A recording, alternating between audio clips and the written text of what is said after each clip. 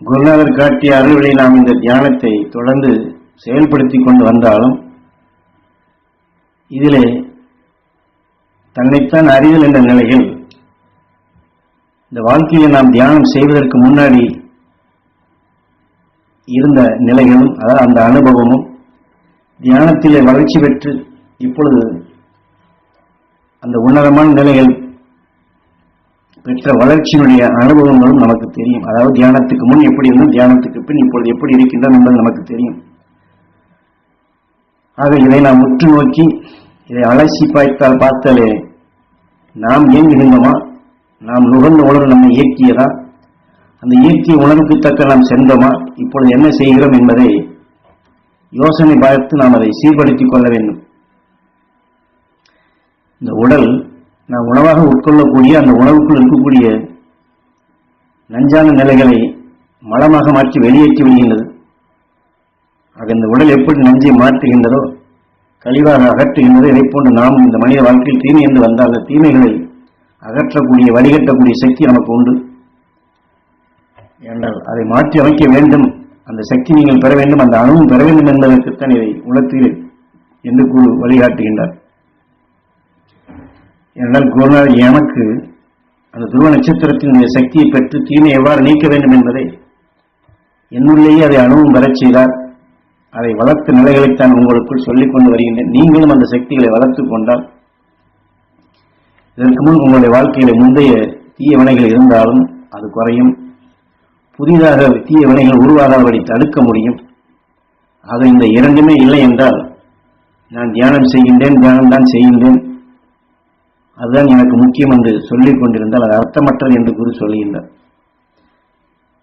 ஏனென்றால் அதை நாம் சொன்ன முறைப்படி ஒவ்வொன்றையும் அதை பின்பற்றி சீராக செயல்படுத்த வேண்டும். ஒரு வித்தினை ஊன்றிவிட்டு அது சரியாக உருவான பின் அதை அப்படியே விட்டுவிட்டால் அது முளைத்தும் பிரயோஜனமில்லை. அதற்கு நாம் தொடர்ந்து நீரை ஊற்றிக்கொண்டே இருக்க வேண்டும்.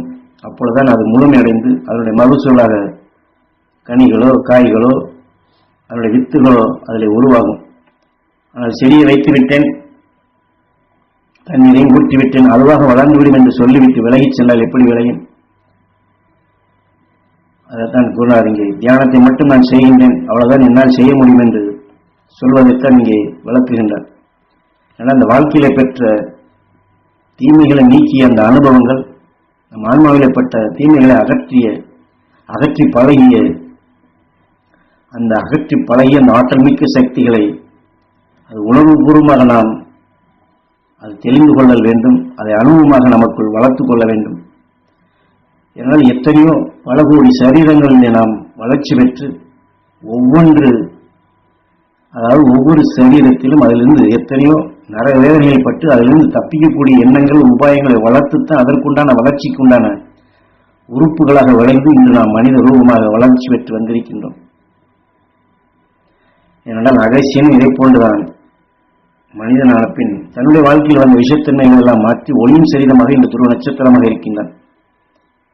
அந்த துருவ நட்சத்திரத்தின் சக்தி நம் உடலில் இருக்கக்கூடிய அணுக்களுக்கு பெறக்கூடிய தகுதியாக ஏற்படுத்தினால் அவன் எப்படி துருவ நட்சத்திரமாக ஆனானோ அதை போன்று நாமும் சிறுக சிறுக அந்த ஒளியான நிலைகளை வளர்க்க முடியும், தீய வினைகளை அகற்ற முடியும், புதிதாக வினைகள் நமக்குள் சேராதபடி நம் எண்ணம் சொல் செயல் புனிதம் பெற்று நமது ஆன்மா வலுக்கொண்டதாக ஒளியான நிலைகளாக உருவாக்கி கொள்ள முடியும்.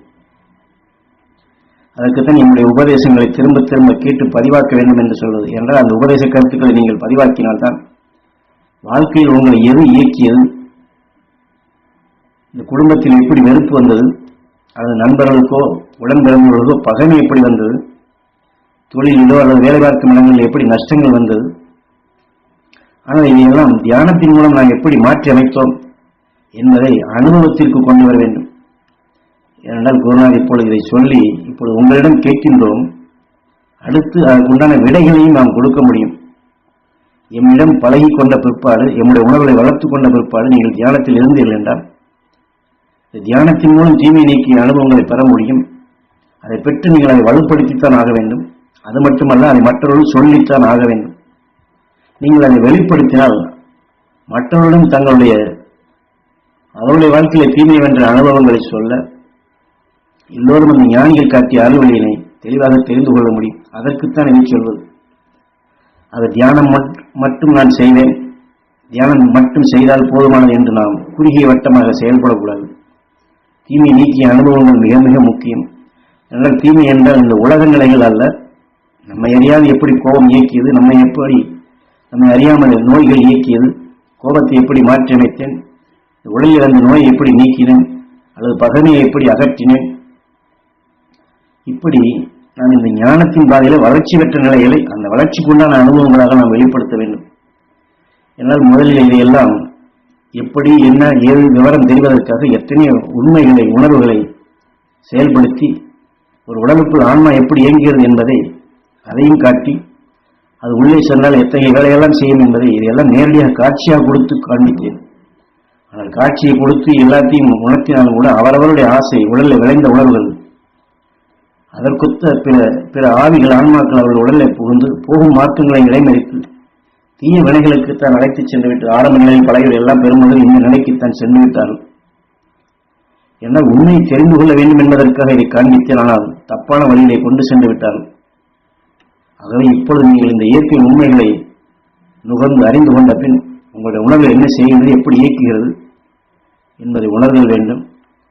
நண்பர்கள் நம்மை பார்க்கும்போது எப்படி மதிக்கின்றார்கள், ஒரு பொருளை பார்த்தோம்னா அல்லது ஒரு மற்றவரை பார்த்தால் நமக்கு வெறுப்பு வருகின்றதா, பாசம் வருகின்றதா, எந்த அடிப்படையிலே நம்முடைய எண்ணங்கள் உணர்வு செல்கிறது என்பதை அனுபவபூர்வமாக நாம் தெரிந்து கொள்ள வேண்டும். இப்படி நாம் சுய பரிசீலனையாக தனக்குத்தானே விசாரணை செய்து அதை வளர்த்துக் கொண்டே வர வேண்டும். எம்மிடம் அதை வெளிப்படுத்தினால், ஏனென்றால் இப்பொழுது யாரும் உடலோடு இல்லை என்று எண்ண வேண்டியதில்லை.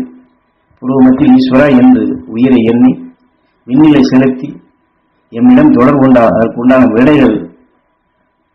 விடைகள் மட்டுமல்ல முழு விளக்கமும் உங்களுக்கு கிடைக்கும். அருள்வழியில் உங்கள் எதிர்கால வளர்ச்சிக்கு இது பேர் உதவியாக அமையும் என்று ஞான குரு இதிலே அவரிடம் தொடர்பு கொள்ள வேண்டிய முறையையும் தீமைகள் நீக்கிய அனுபவங்களை பற்றிய முக்கியத்துவத்தையும் அதையெல்லாம் பெற்று வளர்த்து கொண்ட நிலைகளில் மற்றவர்களுக்கு கண்டிப்பாக சொல்ல வேண்டும் என்பதையும் இதிலே நமக்கு தெரியப்படுத்துகின்றார்கள்.